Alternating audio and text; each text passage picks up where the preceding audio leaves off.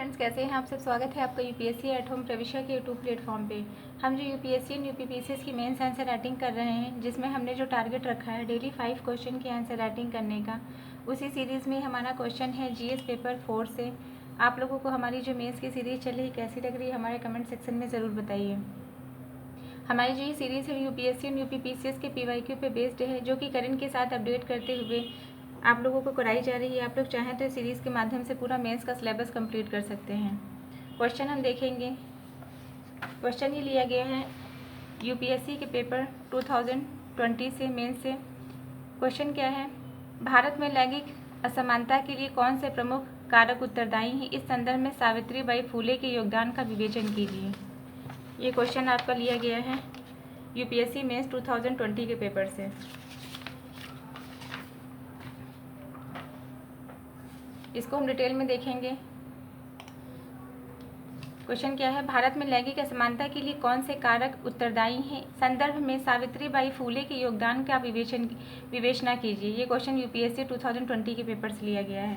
सबसे पहले हम इसका इंट्रो देंगे। इंट्रो में क्या बताया है कि भारत में लैंगिक असमानता केवल सामाजिक समस्या नहीं, बल्कि ऐतिहासिक, सांस्कृतिक और संस्थागत सोच से जुड़ा हुआ गहरा प्रश्न है। सावित्रीबाई फुले जैसी सामाजिक क्रांतिकारी ने नारी शिक्षा, आत्मसम्मान और सामाजिक चेतना के माध्यम से इस असमानता को चुनौती दी है। तो ये हमने इस इंट्रो देख लिया। अब क्वेश्चन की जो मेन बॉडी का पार्ट है उसको हम देखेंगे कि लैंगिक असमानता के प्रमुख कारण क्या है। इसमें हम क्या लिखेंगे, सबसे पहला जो कारक है वो क्या है, पितृसत्तात्मक सोच का होना। इसमें क्या है, महिलाओं को केवल गृहिणी के रूप में देखना। जो महिलाएं हैं, जो पुरुष प्रधान जो देश है उसमें जो है क्या बात की गई है कि जो महिला होती है उनकी सोच होती है कि जो महिलाएं हैं वो केवल घर के काम के लिए बनी हुई हैं, उन्हें केवल गृहिणी के रूप में देखना, वो बाहर का कार्य नहीं कर सकती हैं, निर्णय लेने की भूमिका से उनको बाहर रखा जाता है।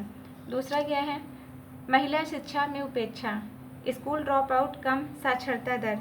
इसमें जो है यह क्या बात करता है कि शिक्षा में भेदभाव की बात करता है। महिलाओं के साथ शिक्षा में भेदभाव किया जाता है।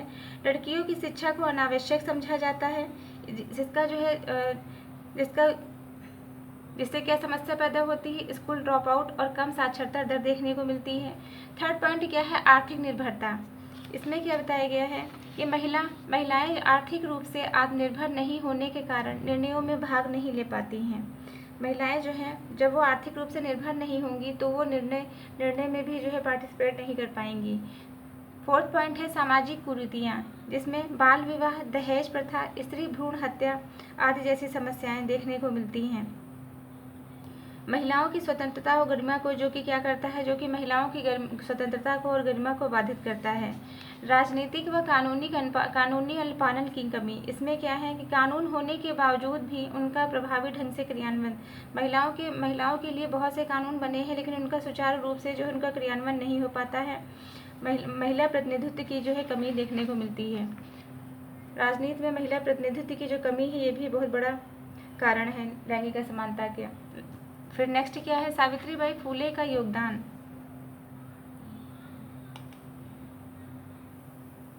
पहला क्या है इसका पॉइंट, महिला शिक्षा की प्रथम क्रांति। भारत की प्रथम महिला शिक्षिका 1948 में बनी। ये जो क्वेश्चन है वो आपके प्री के पॉइंट ऑफ व्यू से काफ़ी इम्पोर्टेंट है कि भारत में प्रथम महिला शिक्षिका कब जो है बनी, 1948 में बनी। कौन थी वो जो है सावित्रीबाई फुले थी, जो भारत की प्रथम महिला शिक्षिका बनी। अपने पति ज्योतिबा फुले के साथ मिलकर उन्होंने पहला जो है बालिका विद्यालय खोला। कहाँ पे, पुणे में। समाज के विरोध के बावजूद लड़कियों को शिक्षा का अधिकार दिलाने के लिए उन्होंने बहुत से जो है कार्य किए। नेक्स्ट पॉइंट क्या है, अस्पृश्यता और जाति व्यवस्था के विरुद्ध कार्य। पिछड़े वर्ग की लड़कियों को भी शिक्षा देने का कार्य किया। इन्होंने केवल लिंग नहीं बल्कि जाति के आधार पर होने वाले भेदभाव के विरुद्ध भी आवाज़ उठाई। पिछड़े वर्ग की लड़कियों को भी शिक्षा देने का इन्होंने कार्य किया। दूसरा क्या है, विधवा महिलाओं और बलात्कृत पीड़िताओं के लिए आश्रय। बाल हत्या प्रतिबंधक गृह की स्थापना की। इन्होंने क्या किया है, विधवा महिलाओं और बलात्कृत जो बलात्कार से जो पीड़ित जो महिलाएं हैं उनके आश्रय के लिए बाल हत्या प्रतिबंधक गृह की स्थापना की, जहां अविवाहित और विधवा महिलाएं सुरक्षित रूप से बच्चों को जन्म दे सकें। नेक्स्ट क्या है, स्वतंत्र चिंतन और लेखन। अपने काव्य संग्रह काव्य फूले के माध्यम से स्त्रियों के अधिकारों की शिक्षा और गरिमा की रचना की।